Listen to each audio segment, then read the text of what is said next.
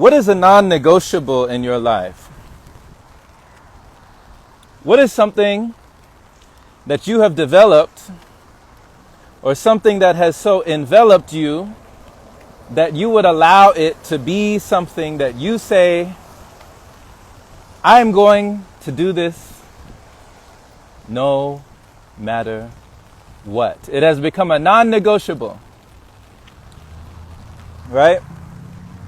What is a habit that you have established that you say every single day, come what may, every day? That you say, I feel at my best when I invest. I feel at my best and earn compound interest. Of course, I stay sane, I get my rest, but this is a habit I want to invest. What is something that you do each and every day? Okay, Resonance. Shout out to Resonance. Ramsey says, sun each day. The sun each day. I relate to that.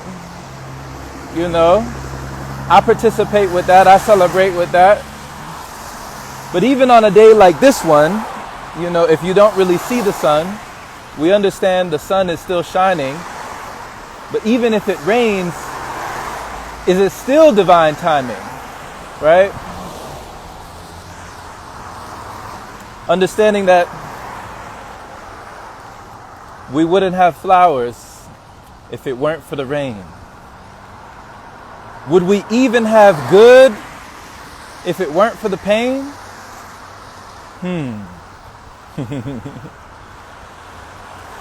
Tori says, I'm learning to set boundaries with myself. I like that. And what exactly do you mean? Because there are so many ways we can set loving and wonderful boundaries with ourselves, especially for our own emotional and mental health. But what do you mean when you say setting boundaries with yourself? You know, one of the non-negotiables that I enjoy and that I said, you know, I don't have to do it, but I get to do it, is what I'm actually doing right now. And it's not just talking,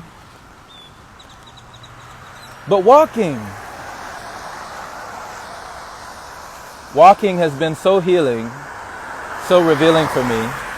It's been an energizer, a revitalizer, a synthesizer, and it allows me to see even more clearly. It's become a form of meditation and a form of my body's celebration, you know? So what do you mean when you say setting boundaries with yourself? And what is something that you would do every day, come what may? What is one thing you would do every day, come what may? Okay, I've often tried to control things that are out of my control. Woo! Here we go. Here we go. Tori must have already known the story. See, Tori must have already known the story. Tori's already in tune. Coming so soon. Yes, allowing. Much love. Tori already knew. She already knew what to do. Abby Marie said, every day I do my best to remind myself I am enough as I am, and be kind to myself always. Yes.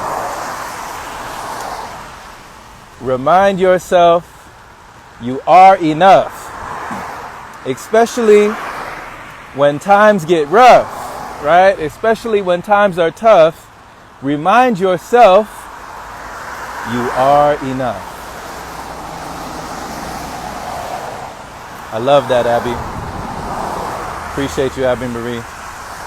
Yeah, Tori says focus on allowing. So there's a form of locus control. It's actually called the locus of control, and we want to talk about it. Let me see here. It will allow us to. So the locus of control talks about the degree to which you and me, people believe that they are opposed to external forces, have control over the outside events in their lives. This concept was developed in 1954. Interesting. That's the same year that Roger Bannister ran the 4-minute mile. Ha! Isn't that interesting? Isn't that interesting? The same year, right?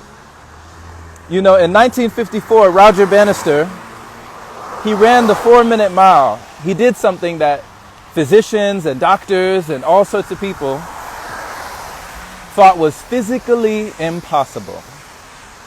Imagine that. Physically impossible for the human being to run a mile in under 4 minutes. No one thought that he could do it. And as soon as he did, right, just like Nelson Mandela said, it's only impossible until it's done, right? You know, Helen Keller, one of my favorite quotes, Helen Keller, she said, while they were saying amongst themselves it cannot be done, it was done. Love that, you know?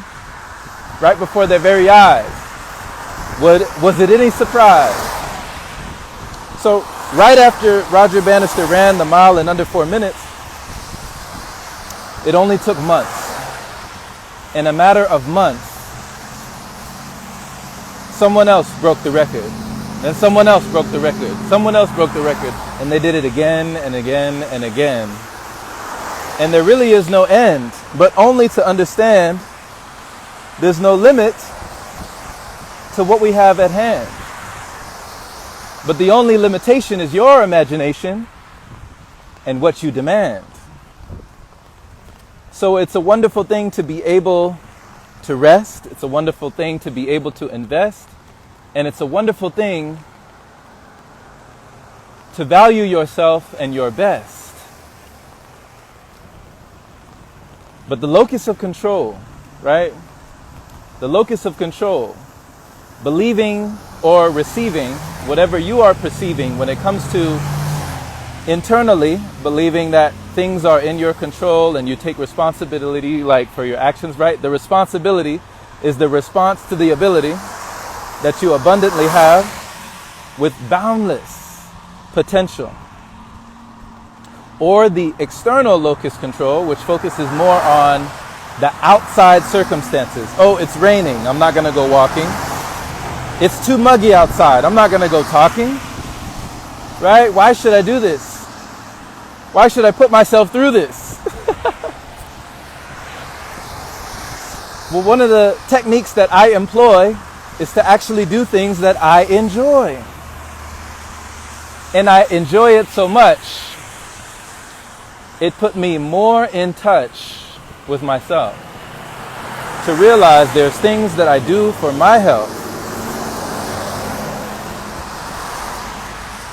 And it's not always for everyone else.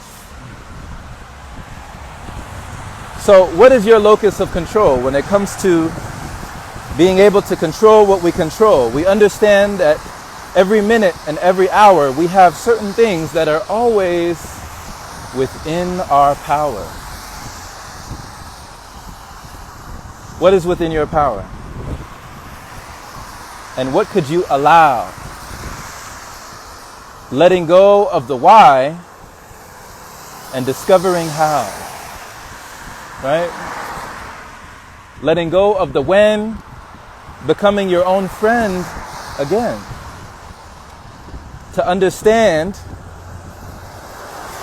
it's in the time that you spend. Right? So locus of control, becoming even more whole. How does it speak to you? And just letting you know, my friend, wherever you go, you can always glow because you can always grow. with each and every movement, there's always room for improvement.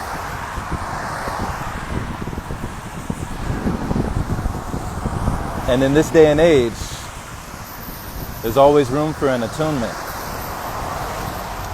So what do you use?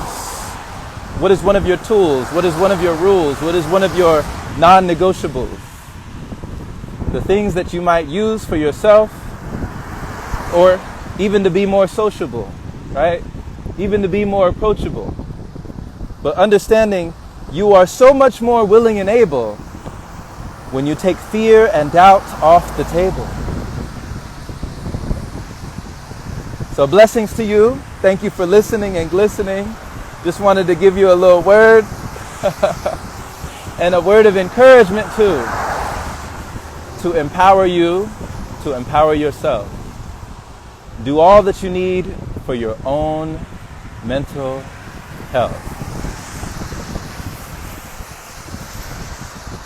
Blessings and take care. Much love.